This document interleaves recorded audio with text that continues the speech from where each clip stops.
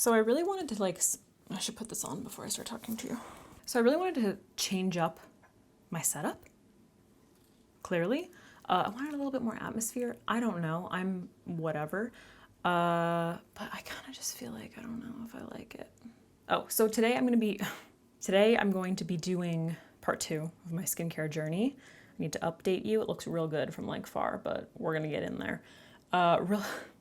Before that, just very quickly, I feel like my lips look very red and swollen. I just tried this Buxom Plump Shot new lip product, and they're on the card it's collagen infused blah blah blah, made with tripeptides, collagen, hyaluronic acid, all this shit. But then I put it on and it immediately started stinging, and I'm like, why, if you have all these really hydrating great products, do you need to put the shit in there that gives me an allergic reaction? Can't we just hydrate? Anyway, so they're looking a little, just in case they look bigger, I used a lip plumper. Anyway, so if you didn't see part 1 of this, basically I just explained that I am going on a little skincare journey. I'm trying to figure shit out. I don't know anything.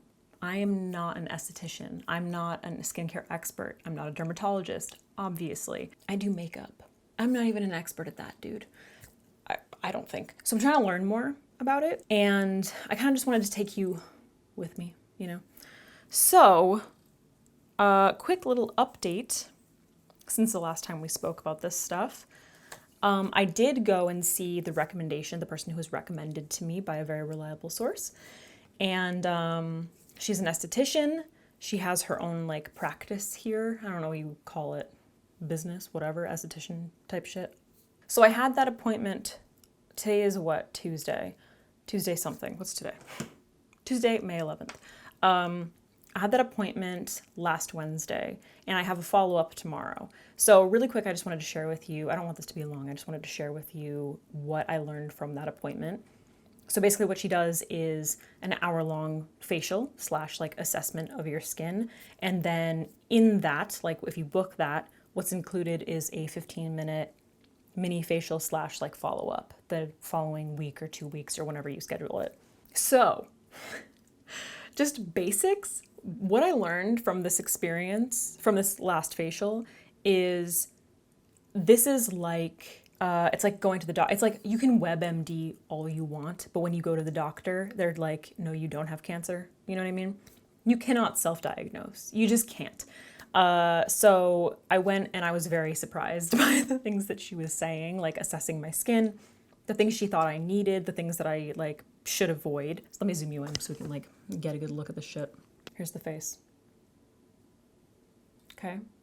So she did microdermabrasion. She did she finished it off with what she called her Peely cream, which was some kind of clarifying moisturizer mixed with, I have the moisturizer to show you, mixed with an intense retinol. So it's basically a peel. I experienced kind of the same thing that I experienced with the peel that I got at that other place. I still have, obviously, she did a shit ton of extractions. I still have areas, obviously, you can see that are healing. This little spot down here. And I have what looks like in certain lighting texture, but it feels very smooth. There are some areas that feel a little bit bumpy, but for the most part, yeah, in my problem areas, around my temples and stuff. But for the most part, I'm pretty happy with how my skin looks after that. One thing I have noticed is an overall change in the just tone of it. I need to zoom it out a little. This is a little bit close. So she told me that my skin is not necessarily oily, not necessarily dry. She thinks I have combination acne-prone skin, that I don't have acne, but I'm prone to clogging in certain areas. I told her about my Curology treatment, and she was like, that's good stuff, but she asked me how often I was using it, and the Curology people told me to use it every night, that you're basically supposed to use it every single day at night. And she was like, that's too much. And I had like around, like up here on my cheekbones, around my jawline, I had what she referred to as a very mild chemical burn, which she thought was from using the Curology treatment every single night, because it's just like too much, basically. So, and I do remember that like in my Curology conversations with my like my provider, they increased my like dosing of all of my ingredients. I don't know how to say all the things. I brought it with me. Tretinoin,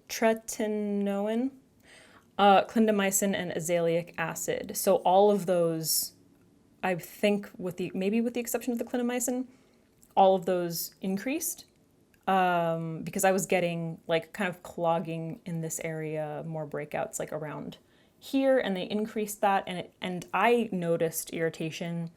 I reached out to them, brought that up, and they were like, basically, make sure that like your moisturizer is non-comedogenic. So I wasn't super happy with that because they didn't really like address the formula itself. It was basically like start off slow and then build up so that you can be using it every single day. So I've been using it for like a year, and like I said, the woman that I spoke to was like, they're good ingredients, but you like at most use it twice a week. And I was like, good to know. So that's what I'm going to be doing from now on. So I just wanted to share with you some of the products that I have been using and what my experience has been in this past week. I have a tote bag. So I mentioned in my last one that I've been using the Skin Fix Barrier Cream because it seemed like it was supposed to replenish, and I had a peel like a few weeks before. And this really helped my skin recover. Now, after this last time, there was, I'm trying to think of like how the communication went. I asked a lot of questions, there was a lot of information, and it was obviously really difficult for me to remember everything. The woman that I spoke to is like the owner of the place, and they kind of work collaboratively. She has like a lot of us estheticians on her team. So I saw her for the majority of my appointment, and it was really great. Asked a lot of questions, she answered them, and she was basically like, I can write this stuff down for you. She left after she put something on my face, some mask, I can't remember. And then someone else came back to do like my oxygen. It was like partially an oxygen facial, which I fucking love. It's so comfy. Like it just feels, after they do like extractions and dermabrasion and all that shit, they like blast your face with oxygen and it feels so nice. So this next woman came in. Once again, I'm asking lots of questions. She's answering them. So they were very like communicative,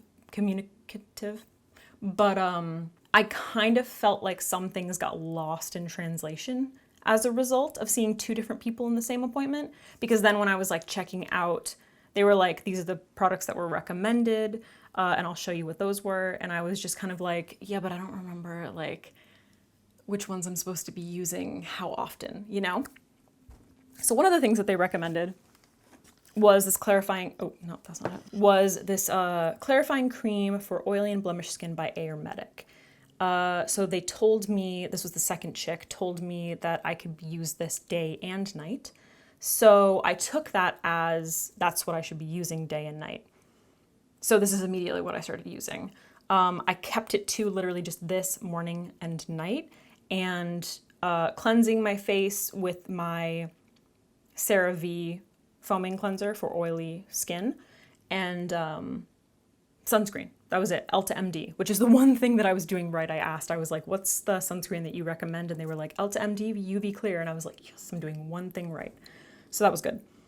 But I realized that, or I noticed that my skin wasn't really healing. And then all of a sudden, actually I have to zoom you in again. I got this irritation, I don't know how well you can see it, underneath my eye. Can you see that? I really can't tell from the monitor. Maybe like right there. You see that redness? It was a lot worse. And that happened. And then I was like, I think maybe this is a little too much to be using after this like peel or whatever. So I went back to using Skin Fix, which really helped. When I was there, I asked, do you think this is a little bit too heavy for me? And she was like, potentially.